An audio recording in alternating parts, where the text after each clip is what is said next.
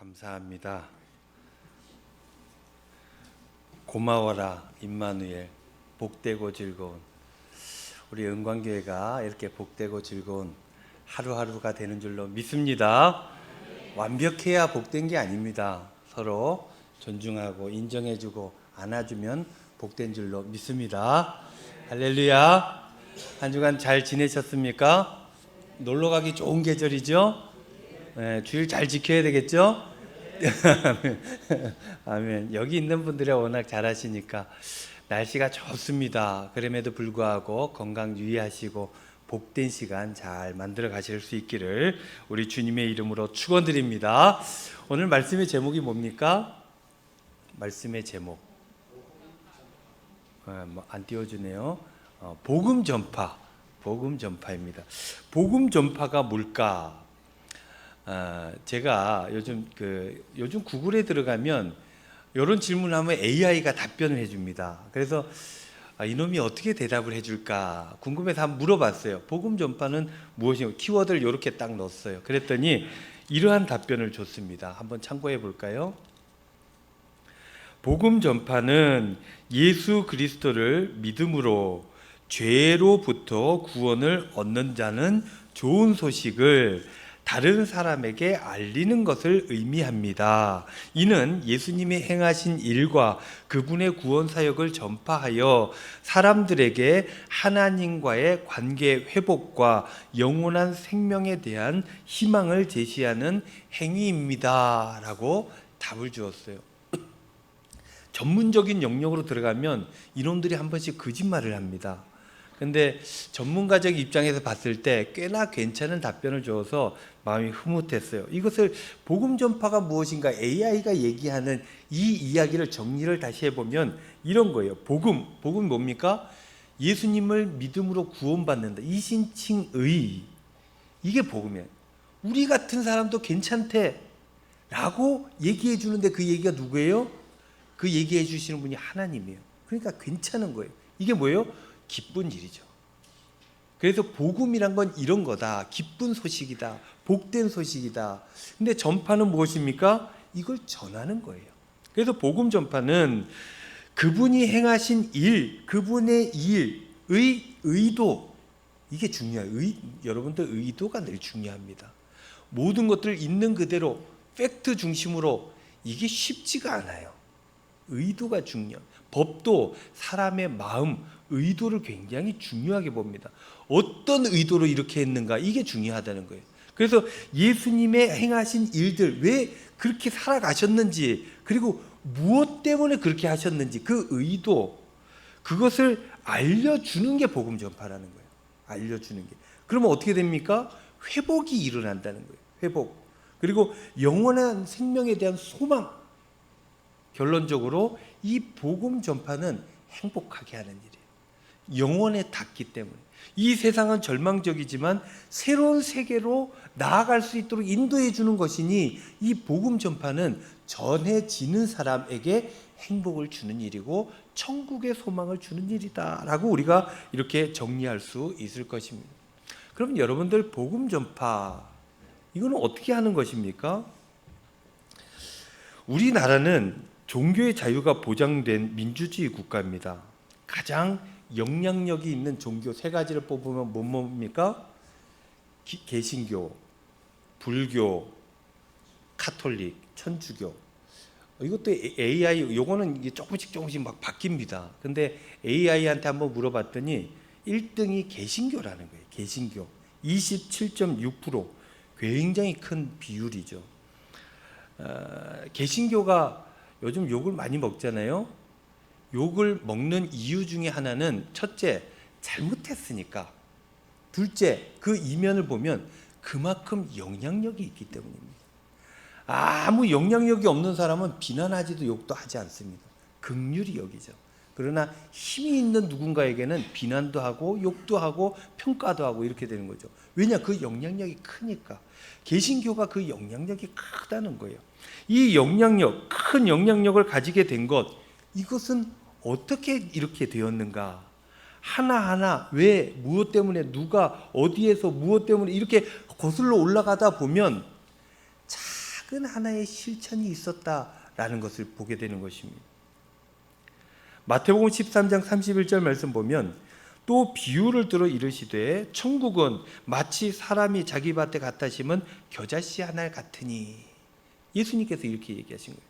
천국, 우리는 천국을 위해서 살아가잖아요. 어마어마한 대의입니다. 근데 이 대의는 어떻게 시작되느냐?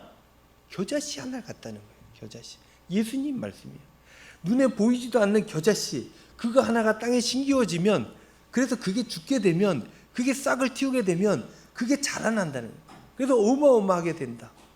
이게 하나님 나라의 시작이고, 이 겨자씨 자체가 하나님 나라다.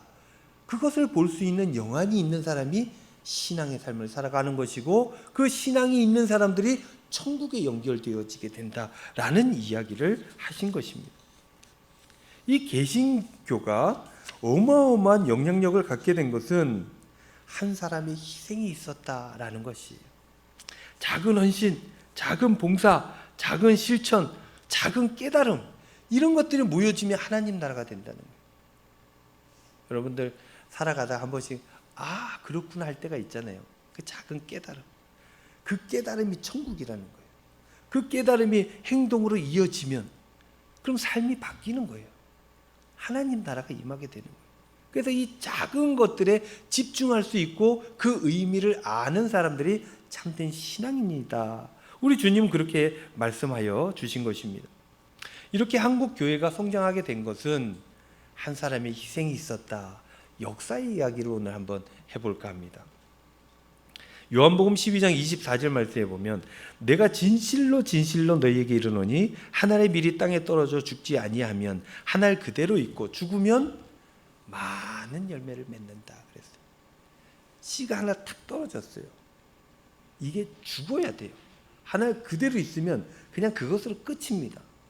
죽어지면, 썩어지면 거기에서 새싹이 나는 거예요. 그래서 자라나면 더 많은 열매들을 맺게 되는 거예요. 이거는 너무나 상식 아닙니까? 상식적인 말씀을 우리 주님께서 하신 거예요. 오늘 우리 이 한반도에 떨어져 죽게 된 씨앗 하나의 이야기를 해보려고 합니다. 여러분, 우리나라에 복음을 전하다 처음으로 순교하신 분이 누구입니까? 아마도 많은 사람들은 영국 선교사 로버트 토마스 선교사를 기억할 겁니다. 그의 나이가 그때 몇 살이었냐면 26살, 고작 약관의 나이 26살에 그 죽음을 당하게 되었던 거예요. 그거 한번 그 연도 한번 띄워줘 보실래요? 1840년에 웨일즈에 태어났어요. 거기서 살다가 이제 학교에서 공부하고 중국으로 가서 중국에서 사역하다가 이런저런 일이 있어서 한국 땅에 왔다가 발을 딛자마자 66년에 죽었다는 거예요. 토마스의 이야기예요. 웨일즈 회중 목사님이 자기 아버지였어요. 아버지가 목사님인데 둘째 아들로 태어났습니다. 근데 이 아이가 토마스가 머리가 꽤나 있었나 봐요. 왜냐하면 학교를 일찍 들어갑니다. 16살에 벌써 대학에 들어가죠. 가서 이 어학에 나름의 그 재능이 있었는데 고대 언어부터 시작해서 라틴어, 헬라어, 프랑스어까지도, 영어는 기본으로 자기 나라니까 했겠죠. 그렇게 공부를 열심히 했는데 어린 나이에 또 대학 들어가서 공부하다 보니 이런저런 고심이 있을 것이었고 방황도 했습니다. 그런 일들을 겪고 난 이후에 23세에 목사 안수를 받게 돼요. 우리나라에서 23세에 목사 안수를 못 받습니다. 그런데 열심히 미리미리 공부해서 23세 목사 안수를 받았어요. 그리고 이 토마스 목사님이 꿈을 꾸게 되었는데 이 비전이 내가 선교사로, 이 언어에 재능이 있다 그랬잖아요. 다른 언어권에 가서 복음을 전하는 일이 가치 있는 일이겠다라고 생각하고 오래전부터 준비를 했습니다. 그래서 중국으로 가게 되는데 중국으로 갈 때 이미 이 토마스 목사님은 결혼을 한 상태였어요. 캐롤라인이라고 하는 아내와 함께 중국으로 들어갑니다. 어느 동네로 가냐면 상하이, 지금 상해로 그렇게 가서 복음을 전하게 되는데, 여러분, 대의를 안고 열심히 살아간다 할지라도 이 세상에 살아가면 늘 문제가 있어요. 어려움이 있습니다. 이 중에 하나도 나는 문제가 없습니다 하는 사람 있습니까? 걱정, 근심, 고민, 두려움 이런 것들을 다 안고 있어요. 여러 문제들에 부딪혀가지고 난관 속에서 어렵게 살아가는 게 우리는 인생이라는 거예요. 토마스 목사님, 토마스 선교사님도 그 길에서 벗어날 수가 없었습니다. 어떤 문제가 생겼냐면 아내가 아팠어요. 캐롤라인, 자기는 선교사로서 잘 준비되었는데 캐롤라인은 건강이 좋지 않았던 겁니다. 여러분, 가족이 아프면 얼마나 힘이 듭니까?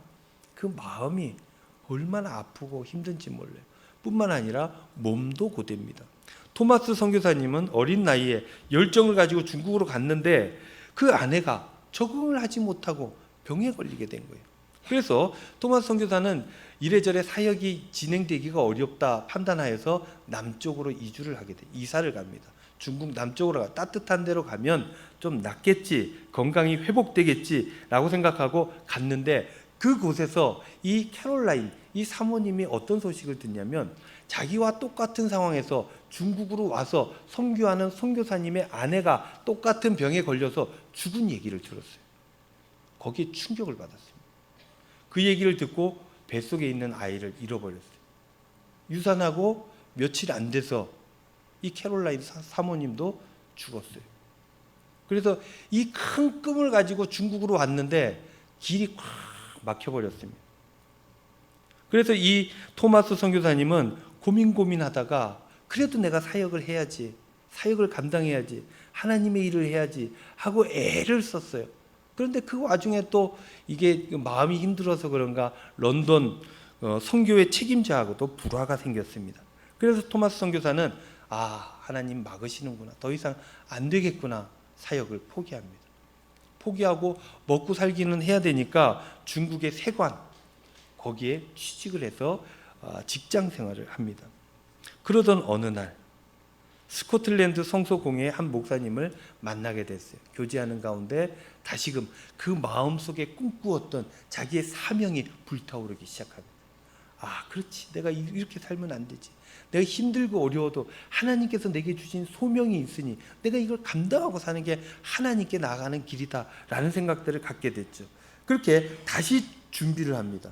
준비를 하는 과정에 어떤 이야기를 듣냐면 조선의 이야기를 듣게 됩니다. 조선의 이야기들 중에 어떤 얘기를 듣냐면 우리나라가 1800년대 이 천주교와 정부와의 관계가 좋지 않았어요. 그래서 많이 죽습니다.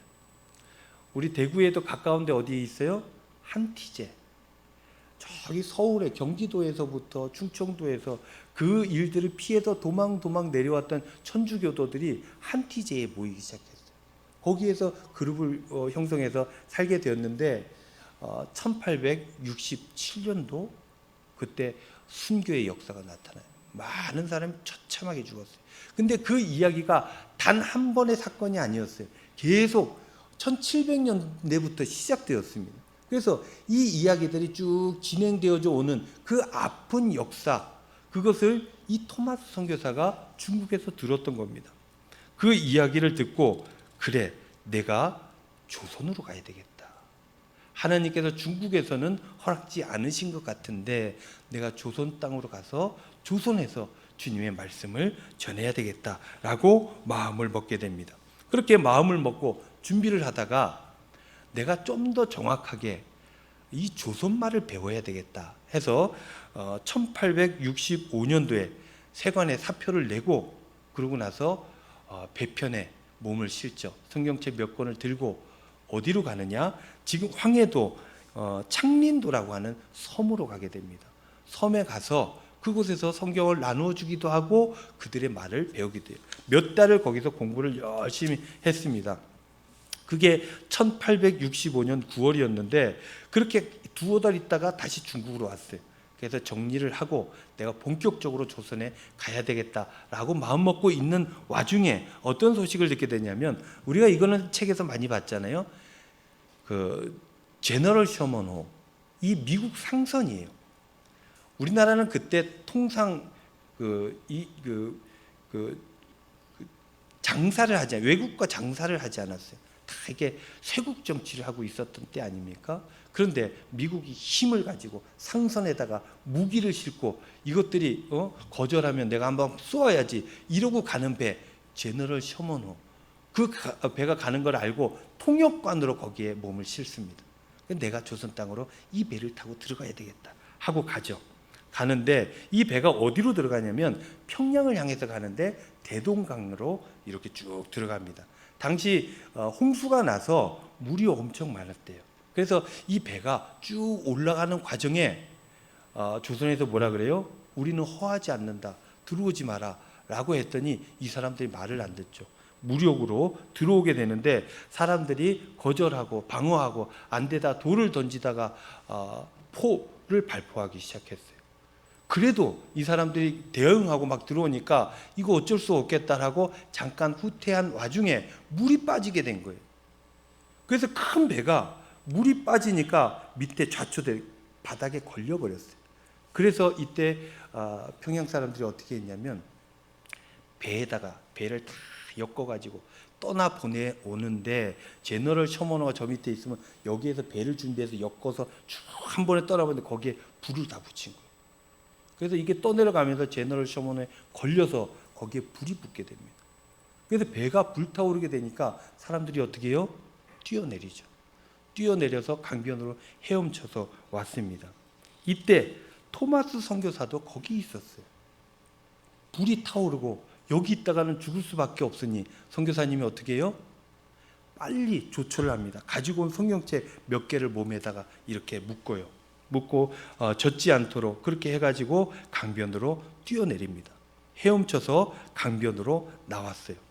나오자마자 토마스 선교사가 한 일은 살려달라가 아니라 성경책을 뿌리는 거예요. 내가 여기까지 왔는데 성경책이라도 전해주고 가야 되겠다 하고 성경책을 막 뿌립니다. 그 와중에 박충건이라는 사람이 나타났어요.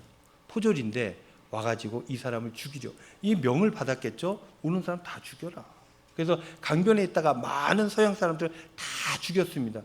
토마스 선교사인지 누군지 알 바가 뭡니까? 나오니 죽이는 거예요. 죽이러 갔더니 이 토마스 선교사가 뭐라고 얘기하면서 책을 한 권 건네주었다는 거예요. 박충건이 어떻게 했을까요? 필요 없다, 죽어라, 그러고 죽인 거예요. 죽기 전에 이 책을 안 받으니까 토마스 선교사가 책을 던져줬대요. 꼭 보라고 던져줬다는 거예요.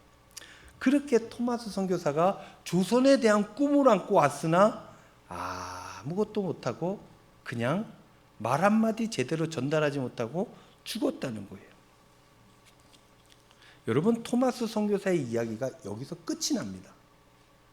근데 여기서부터 복음 전파의 역사가 시작이 됩니다. 그 이야기를 지금 해드리려고 해요. 근데 죽을 때 토마스 선교사님이 이랬답니다. 그때의 이야기를 책으로 남겼는데 그 책 이름이 토마스 목사전이에요. 거기에 이런 글이 있습니다. 내가 서양 사람을 죽이는 중에, 이 사람 누구예요? 박충건. 서양 사람을 죽이는 중에 한 사람을 죽인 것은 내가 지금 생각할수록 이상한 감이 있다. 내가 그를 찌르려고 할 때에 그는 두 손을 마주 잡고, 이렇게 합장을 했다는 것이죠. 마주 잡고 무삼 말을 한 후에 아마도 기도했겠죠. 하나님, 내가 여기까지 성경책 들고 왔는데 하나님의 역사하심이 이제 이후로 나타나기를 원합니다 라고 기도했겠죠. 그렇게 무삼 말을 한 후 붉은 배를 입힌 책을 가지고 웃으면서 얼어갖고 있었고 막 죽음의 공포가 있었던 게 아닌 것으로 보여요. 웃으면서, 이게 이제 박충건이 이상하게 여기는 거예요. 살려달라 그래야 되는데 그런 제스처가 없어요. 다른 사람하고 전혀 달랐던 거예요.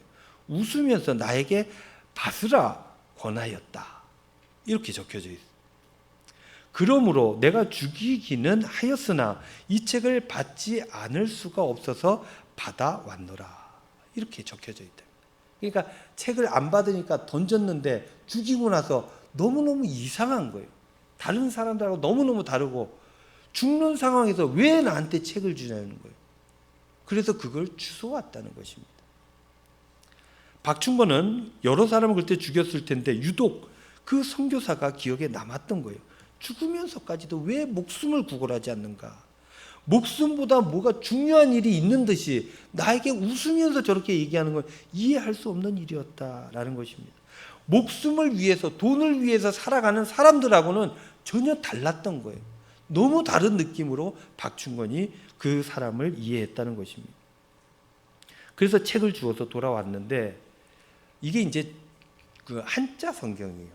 무슨 말이 있나 너무너무 궁금하더래요. 그래서 하루 조금씩 이 성경책을 계속 읽었답니다. 몇 번이나 정독하게 되었고 예수님을 알게 되었다는 거예요. 예수님, 그때 당시에는 신구약 66권 이런 게 아닙니다. 누가복음, 요한복음 뭐 이런 책이었던 거예요. 그래서 신약 성경 중에 예수님의 이야기였을 것입니다. 그 책을 받아들고 보게 되었어요.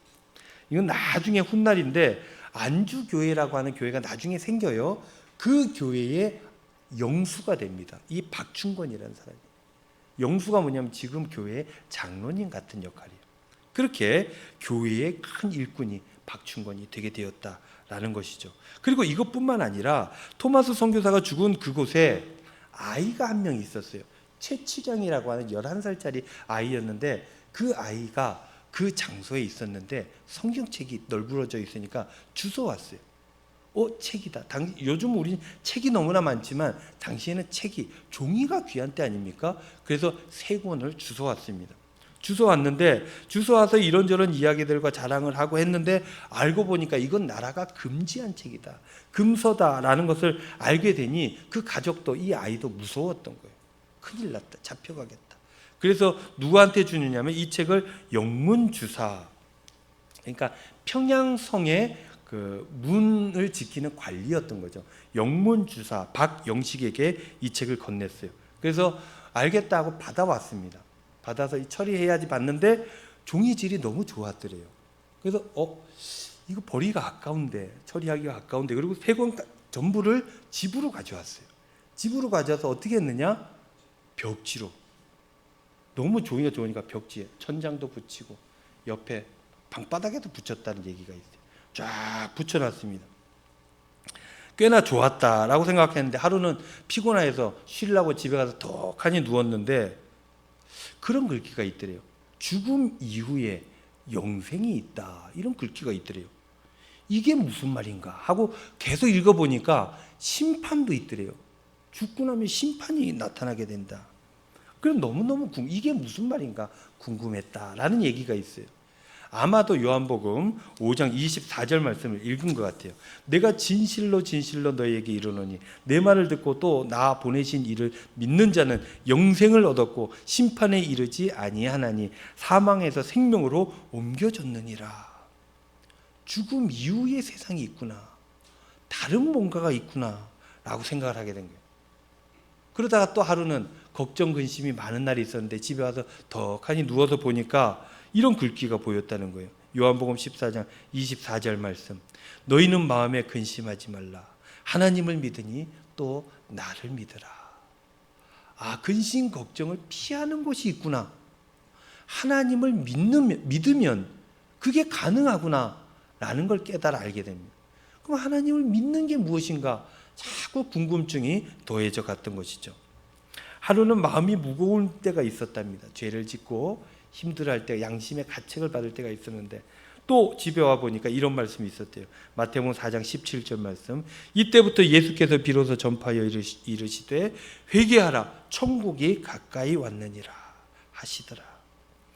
회개하면 다른 세상이 열린다. 용서가 가능하구나. 내가 용서받을 수 있구나. 그것을 깨달아 알게 되었다는 거예요. 그렇게 이 책을 통해서 박영식이라고 하는 이 영문주사는 예수님에 대해서 조금씩 알아가게 되고, 예수님의 삶과 예수님이 선포했던 그 하나님 나라 말씀을 배우게 되었던 것입니다. 왜 이런 말씀하셨지? 왜 이렇게 살다가 죽으셨지? 그것을 조금씩 알게 된 거예요. 그렇게 시간이 흘러갑니다. 시간이 흘러가다가 이번에는 박치량, 그 성경을 주셨던 11살짜리 아이 이야기를 해보겠습니다. 그 아이가 나중에 커요. 머리가 좋았나 사업을 잘 했습니다. 성공해서 물산 객주가 됩니다. 장사를 잘했대요. 그래서 여관 사업을 시작했다는 것입니다. 집을 하나 매입해 가지고 여관으로 만들었어요. 그래서 장사를 하게 되는데 그 매입한 집이 누구 집입니까? 박영식 집이었던 거예요. 박영식이 팔고 박치장이 잘한 박치장이 그 집을 샀어요. 그래가지고 그 집을 잘 꾸며가지고 여관을 만들어서 운영을 하게 되는데 그 운영하는 여관에 누가 거기에 묵게 되느냐? 26년이 지났어요. 토마스 선교사님이 죽은 지 26년이 지난 1892년도 사무엘 마펫 선교사가 그쪽으로 가게 됩니다. 사무엘 마펫. 여러분들 이름 많이 들어보셨을 거예요. 이렇게 얘기하면 더 가까울지 모르겠습니다. 마포 3열. 사무엘 마펫인데 성이 뭐예요? 마펫. 그러니까는 마펫, 마포를 앞에 놓고 사무엘을 우리 한글로 해가지고 한자로 해가지고 뭐예요? 3열 이래요. 마포 3열. 후에는 이걸 더 줄여가지고 마삼열 그랬습니다. 한국 이름으로 마삼열. 이 사람이 어떤 일을 했냐면 학교를 지어서 신학 공부를 가르쳤어요. 장로의 신학대학교의 전신이 바로 그 학교였습니다. 그래서 장로의 신학대학교에 가보면은 마포 3열에 전시관이 있어요. 이런저런 일을 했다 이런 거 쫙 전시를 해놨죠. 그 사무엘 마펫 선교사가 평양에 들렸는데 그 관에 묵게 된 거예요. 그런데 여관에 묵는데 그 방에 묵게 된 거예요. 왜 성경 말씀이 이렇게 벽지로 돼 있나 궁금하지 않습니까? 놀랍고 신기해서 물어봤답니다. 그래서 이래저래 알아보니까 그 사실을 알게 된 거예요. 그래서 이 박치장에게 복음을 전하고 그리고 사람들에게 이 일들로 하나님의 역사를 전하게 된 거예요. 그래서 그 여관이 우리가 너무나 잘 아는 장대현 교회의 전신이 되었던 것입니다. 거기에서 사람들이 모이기 시작하고 교회가 되어지고 그 모임이 옮겨 가면서 장대현 교회로 성장하게 되었고 그 장대현 교회가 1907년 우리나라 대부흥 운동의 핵심적인 역할을 했던 그 교회로 자리매게 되었다라는 것입니다. 그런 줄기들이 퍼져나가서 지금 대구 은광교회까지 이렇게 나타나게 되었다라는 것입니다. 긴 얘기를 했어요. 토마스가 아무것도 못하고 죽은 것 같지만 그 헌신하고 봉사하겠다. 목숨이라도 내어놓고 내가 가서 하겠다. 거기에서 사람들이 죽어나간다는 얘기도 듣지만 복음 전하겠다 하고 들어온 거예요. 그리고 실제 아무것도 못하고 성경책 몇 권 집어던지고 죽은 게 다예요. 그러나 하나님의 역사는 거기서부터 시작되게 되었다. 요한복음 12장 24절 말씀, 내가 진실로 진실로 너희에게 이르노니 한 알의 밀이 땅에 떨어져 죽지 아니하면 한 알 그대로 있고 죽으면 많은 열매를 맺느니라. 여러분, 복음 전파 우리의 사명입니다. 그런데 이 사명 감당하는 일은 어마어마한 일로 감당되어지는 게 아니라는 것을 우리가 보게 되는 거예요. 작은 일로, 내가 할 수 있는 작은 일들로 인해 전파되어지게 되는 것이다. 우리는 그 작은 일들을 감당함으로 주님께서 우리에게 맡겨주신 그 명령을 수행할 수 있게 되는 것이다. 마가복음 16장 15절 말씀, 또 이르시되 너희는 온 천하에 다니며 만민에게 복음을 전파하라. 너의 삶으로, 너의 인생으로, 네가 하는 모든 것들로 복음 전도자의 삶을 살아가야 된다. 그렇게 살아갈 때 하나님 나라가 열리게 된다라는 말씀을 마지막으로 예수님께서 우리에게 전해주시고 가신 거예요. 그렇게 살아가면 영향력이 있는 능력의 삶을 살아갈 수 있게 된다는 말씀도 덧붙여서 하시게 되었습니다. 마가복음 16장 17절 18절 말씀, 믿는 자들에게는 뭘 믿어요? 부활을 믿는 자들, 하나님의 역사하심을 믿는 자들. 그래서 부활하신 주님께서 명령하신 그 명령이 나의 사명이라고 믿는 자들, 그 믿는 자들에게는 이런 표적이 따르리니 곧 그들이 내 이름으로 귀신을 쫓아낸다. 여러분들이 믿음으로 살아가면 귀신이 쫓겨나간다는 거예요. 새 방언을 말하며, 방언, 새로운 세상의 언어가 아닌 하늘의 언어를 이야기하며, 뱀을 집어올리며 무슨 독을 마실지라도 해를 받지 아니하며 병든 사람에게 손을 얹은즉 나으리라 하시더라. 믿는 사람에게는 이런 역사가 나타나는 능력의 삶을 살아갈 수 있도록 인도해 주신다라는 거예요. 이런 능력의 삶은 어떻게 나타납니까? 작은 나의 사명 감당함으로 나타나게 됩니다. 믿음, 겨자씨 같은 하나의 믿음, 그게 하나가 생겨지게 되면 작은 실천이 나타나게 되는데 그 실천을 감당하게 되면 이런 능력의 삶을 살아갈 수 있게 된다. 우리 주님께서 우리에게 해주신 말씀이다라는 것입니다. 사랑하는 성도 여러분, 이제 우리는 곧 얼마 안 있다가 성령 강림 주일을 맞게 됩니다. 여기 이름들이 있어요. 이름들을 다 한 명씩 품었어요. 내지 않아도 마음속에 한켠에 한 이름 정도는 여러분들에게 있을 줄 압니다. 그거 위에서 한번 해보는 거예요. 그분들 못 나오면 어떻게 됩니까? 아무 문제가 없습니다. 그러나 중요한 것은 이 마음 한켠에 있는 구령의 어떤 사명감, 이것들을 위해서 내가 뭔가를 하느냐 안 하느냐가 중요하다는 거예요. 토마스 선교사 책 던져준 게 답니다. 그 뒤로는 하나님께서 하시는 거예요. 여러분들이 할 수 있는 것들 작은 실천하는 거예요. 내가 믿는 사람으로서 양심을 지키는 일, 내가 믿는 사람으로서 한번 저 사람을 위해 해맑게 웃어주고 격려하는 일, 내가 믿는 사람으로서 내 삶의 자리에서 최선을 다하는 일, 그 모든 것들이 복음 전파에 큰 영향력을 미치게 되어진다. 그래서 그 구령의 열정을 가지고 뭐라도 하는 것, 이게 우리 주님 기뻐하시는 일이다. 그것까지가 답니다. 그걸 해서 내가 교회에 어느 정도 영향력을 미치고 세상에, 그거 전혀 필요 없습니다. 그리고 그것까지 할 수 있는 능력이 우리에게는 없습니다. 그저 우리는 맡겨주신 것, 애를 쓰는 게 우리의 일이다. 그리고 그 뒤는 뭡니까? 하나님께서 하시는 겁니다. 하나님께서 주신, 우리 주님께서 주신 이 사명 늘 마음 한켠에 품고 작은 것들 실천하면서 하늘의 능력으로 살아가시고 그렇게 천국과 맞닿아서 늘 승리하시는 저와 여러분들 다 될 수 있기를 우리 주님의 이름으로 축원드립니다.